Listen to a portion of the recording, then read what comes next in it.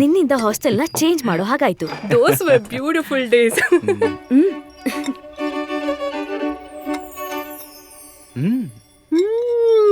Smita, what a cake! ಈ ತರ cake ನಮ್ಗೆ ಲಂಡನ್ ನಲ್ಲೂ ಸಿಗಲ್ಲ. ಕಾಲೇಜ್ ನಲ್ಲಿ ಸ್ಮಿತಾ ಬೇಕಿಂಗ್ ಬಗ್ಗೆ ಗೊತ್ತಿಲ್ಲದೆ ಇರೋರು ಒಬ್ರು ಇರ್ಲಿಲ್ಲ. ಅಷ್ಟು ಫೇಮಸ್ ಮೇಡಮ್. ಓ ವಾವ್, ವಂಡರ್ಫುಲ್. ಮತ್ತೆ ನೀವೇ ಬೇಕರಿ ಸ್ಟಾರ್ಟ್ ಮಾಡ್ಬೋದಲ್ವಾ? ಓ ವಾವ್, ಆಲ್ರೆಡಿ ಸ್ಟಾರ್ಟ್ ಮಾಡಿದ್ಯಾ? ಆದ್ರೆ ಹೇಗೆ?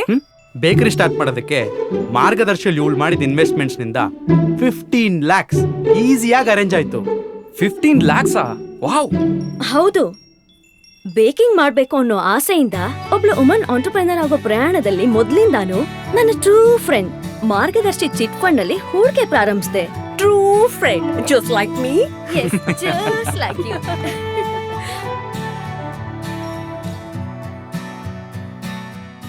ಮಾರ್ಗದರ್ಶಿ.